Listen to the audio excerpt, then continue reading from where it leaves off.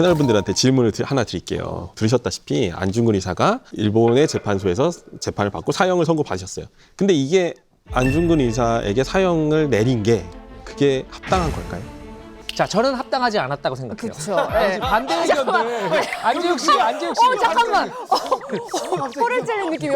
깜짝이야. 합당하지 않았다고 생각을 하죠. 그리고 그 재판 자체가 좀 약간 모순이었다. 네. 저는 이제 그렇게 알고 있습니다. 같은 생각입니다. 그 요새 그 아베 신조 촌리를 살해한 네. 사람 있잖아요. 예. 일본에서. 근데 그 사람은 절대 사형이 되지 않는다. 그 일본의 법으로는 두 사람 이상을 죽이지 않으면 사형이 되지 않는다고 합니다. 아, 그래요? 일본법에는 근데 이런 문제는 일단은 저희는 의열투쟁이라고 얘기를 하잖아요. 네. 근데 이게 이제 우리니까 의열투쟁이고 만약에 다른 나라 사람이 하면 테러냐 이런 문제와 또 비교가 가능하겠죠. 부분들이 다 조합이 된 그런 상황이에요. 사실은 어느 한 분의 의견이 지금 뭐 맞고 틀리다를 떠나서 근데 이제 그 당시로 다시 되돌아가서 이거를 어떻게 할 수 있는지 이제 설록화로 설명을 드리겠습니다. 아, 네. 이또를 쏜 거 자체에 대한 판단을 하는 것과 인간 안중근을 사형시키는 거는 이제 같지 않다라고 그때 당시 사람들도 본 것이고요. 안중근 의사가 이제 그 원한관계에 의한 행동이 아니고 본인은 이제 나라를 위해서 어떤 교전자로서 의열투쟁을 벌인 것이다라고 돌아가실 때까지 일관되게 진술하셨기 때문에 해석에 또 다른 여지가 또 있다. 최근에 또 일본에서는 안중근 의사를 그럼 공식적으로는 어떻게 부르는지 그걸 한번 영상으로 같이 보시겠습니다.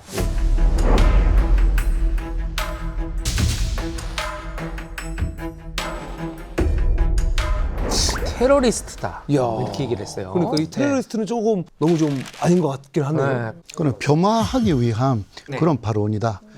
그런 식으로 보여집니다. 네. 네. 국민적 감정, 뭐 우리가 한국인이고 이런 걸 다 떠나서 네. 그 당시 기준으로 테러리스트는 아니고요. 네. 그리고 이제 이또로 어쨌든 안중근 의사의 진술을 빌려서 네. 말씀을 드리면 추정되는 사람을 향해서 총을 쐈어요. 아, 7발을 쏴서 그 중에서 이제 3발을 네. 이제 명중을 시켜서 이제 사망케 이르렀다는 거죠. 추정되는 사람을 쐈다라고 말씀을 해주셨잖아요. 그렇죠. 네, 네. 누구를 쏴야 될지를 그러면은 네, 모르고 안중근 의사는- 쏘신 거예요? 네, 안중근 얼굴을 의사는 몰랐던 거죠. 어떻게 얼굴을 이또의 모를 수가 얼굴을 있죠? 몰랐다고 진술했습니다. 노린 사람들이 굉장히 많았거든요. 한국 사람 중에.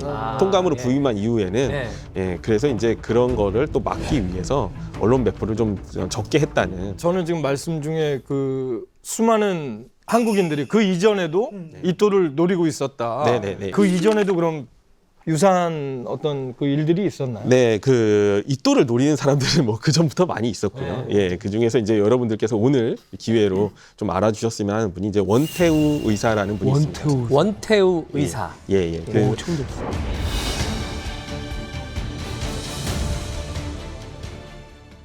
그 원태우 의사의 어떤 흉상이 지금 이제 안양역 옆에 있어요.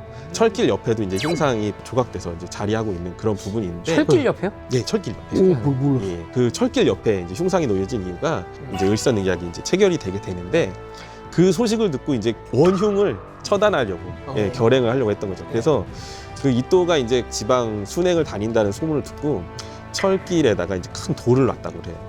열차 탈선? 열사의 탈선을 노린 거예요. 탈선 때문에? 탈선을 탈선하라고? 노린 거예요. 근데 또 한국 사람들이 착해서 어떤 사고를 막기 위해서 그걸 또 치운 분이 있었어요. 이건 그러다가 너무 공중도덕이 추천한 거 아니에요?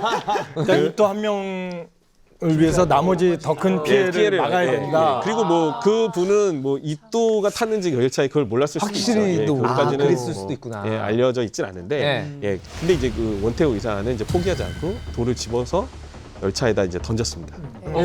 그래서 하필 이제 이또가 탄 창에 맞고 등을 꿰뚫고 들어가서 그 유리 파편이 얼굴에 박혀있고 뇌진탕 걸리고 이제 입원을 했다가 이제 이렇게 깨어나는 그런 과정이 있었거든요. 원태우 의사님이 현대에 태어났은 메이저리그에서 굉장히 그 정도면은 날리실 진짜. 분이에요. 거의 직구로 던져가지고. 달리는 기차에 어느 칸에 이또가 탔는지도 모르는데 그걸 달리는 기차에 던져가지고 창을 깨고 맞췄다는 거예요. 달리고 있었는지 잠깐 안양역에 정차했을지는 정차. 그거는 약간의 그 상황의 그 논쟁이 좀 있어요. 어쨌든 간에 그 개차의 차창을 깨고 들어가서 맞춘 거는 사실입니다. 그러면은 어떻게 하얼빈 역에서 알아보고 저격을 할 수 있었던 걸까요? 근데 안중근 의사도 이제 일설에는 군중 속에서 누가 이제 사열을 받으면서 이또가 지나가는데 뒤에서 이또를 이름을 불렀다는 거예요. 그래서 이제 돌아보고서 이제 손을 흔드니까 아 이또구나 라고 했다는 이야기도 있고요. 네. 예, 그다음에 이제 다른 기록에는 가장 그 앞에서 거들먹거리고 걸어다니고 높은 사람 같으니까. 높은 그 사람이 바이브가 좀 있긴 하잖아요. 높은 사람. 그런 사람이 있어서 먼저 일단 쏘고 아닌 것 같다는 생각이 뒤늦게 들었다는 그런 기록도 있고요. 또 히로부미는 뭐 사진을 보시면 알겠지만 얼굴에 큰 특징이 하나 있습니다. 여기 점. 왼쪽 점에 사마귀 같은 큰 점이 있기 때문에 그런 이야기는 익히 들어서 안중근 의사도 알고 있었고요. 한국인들 사이에서 그런 정도의 특징, 키가 작고 그런 얼굴에 점이 난 수염 기른 노인 정도만 해도 어떻게 보면 뭐 대한민국 국민 입장에서는 명중을 시키긴 한 거예요. 네, 그렇죠? 맞습니다. 이또를 이제 쏜 다음에 코레아 우라, 그러니까 대한 만세를 3번 외치고 그냥 체포가 됩니다. 자연스럽게 도주하거나 뭐 반항하지 않고요. 예. 왜냐하면 이제부터 안중근 의사는 시작이었기 때문이에요. 어떤 본인의 큰 그림에 있어서 이또를 죽임으로 인해서 본인의 한테 전 세계 이목이 이제 집중이 되고 그때 이제 왜 이 거사를 일으켰는지 더 알리고 싶었기 때문에 아주 순수하게 체포가 되신 거죠. 이게 전 세계가 집중하게 된 사건이에요. 그만큼 일본은 조용하게 처리를 하고 싶었을 겁니다. 그래서 처음에는 안 의사가 잘못된 뉴스에 선동돼서 실수로 이또를 죽였다. 잘못 알고. 이 거사를 후회한다고 이제 말하라. 뭐 이렇게 얘기했다는 얘기도 들었어요. 짜여진 각본에 의해서 진술하게끔 이제 회유했던 건 사실이고요. 그런데 회유에 이제 넘어가지 않았고요. 당연히 안중근 의사가.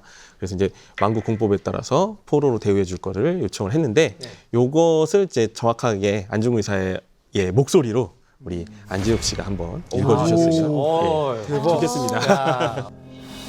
내가 이토를 죽인 것은 한국 독립전쟁의 한 부분이요. 또 내가 일본 법정에 서게 된 것도 전쟁에 패배하여 포로가 된 때문이다. 나는 개인 자격으로 이 일을 행한 것이 아니요. 한국 의군 참모 중장의 자격으로 조국의 독립과 동양 평화를 위해서 행한 것이니 만국 공법에 의하여 처리하도록 하라. 본인의 판결도 국제법으로 공정하게 해주기를 바랬던 거죠. 근데 이제 당연히 현장에서 체포가 됐으니까 이제 포로로 대우를 받아야 되고요. 포로는 함부로 이제 사형을 집행할 수가 없어요. 근데 이렇게 돼 있는데도 이렇게 좀 일본이 그런 국제법을 무시한 건가요? 근데 이제 거기서 고민을 많이 했죠. 그래서 이런 경우에는 어떻게 해야 되나. 근데 이제 1908년에 있었던 스티븐스 저격 사건이라는 게 미국에서 있었어요.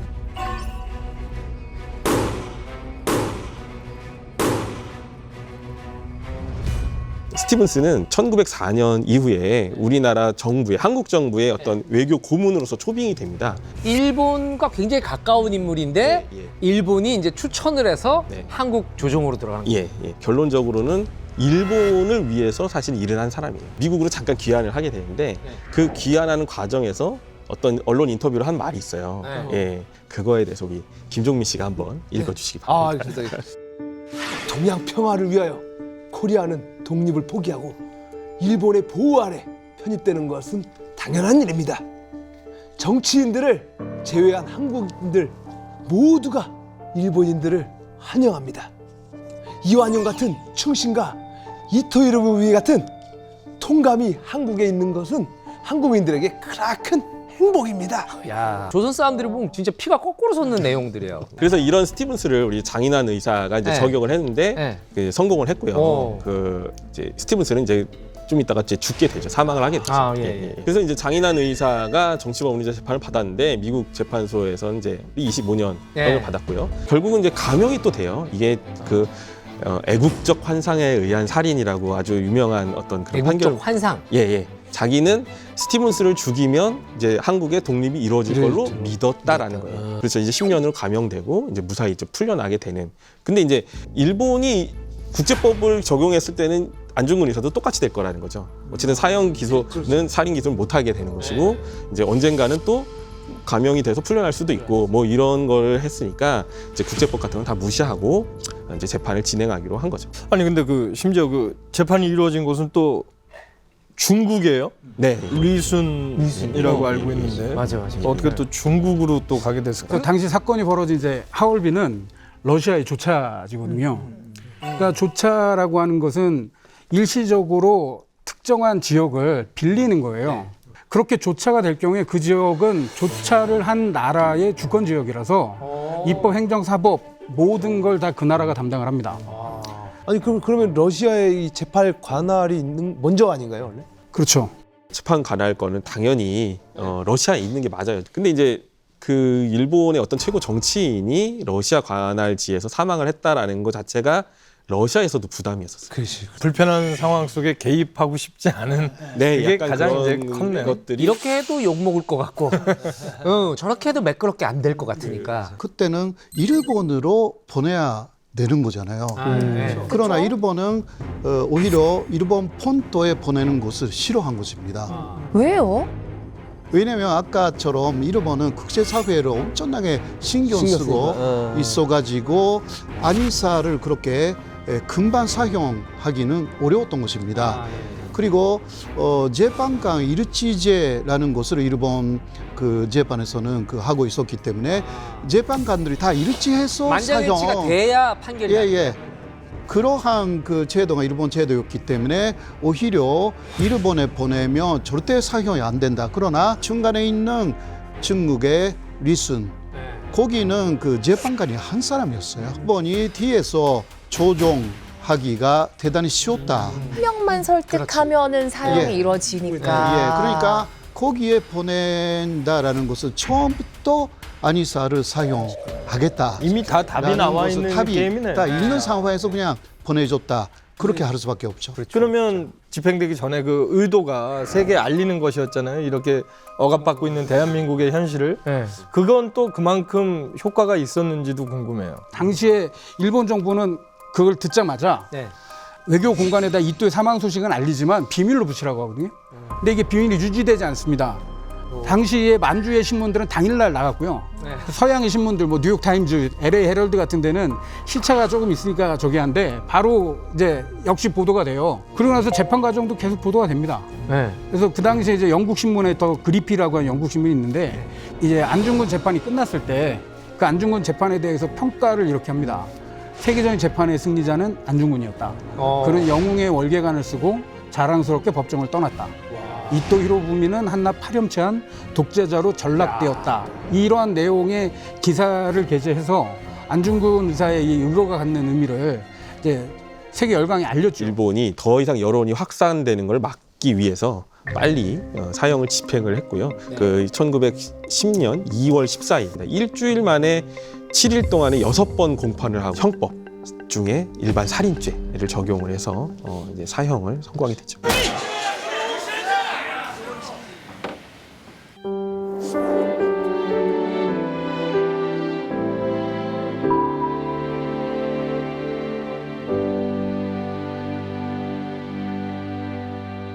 저는 이제 그게 생각나요. 안중근 의사 순국 전에 어머니 조마리아 여사께서 보낸 편지가 뭐 방송에서도 소개가 되고 맞아요. 뭐 많이 각 여러 작품들에서도 그것들이 나왔었는데 그게 굉장히 거기서 이제 울컥하는 포인트거든요.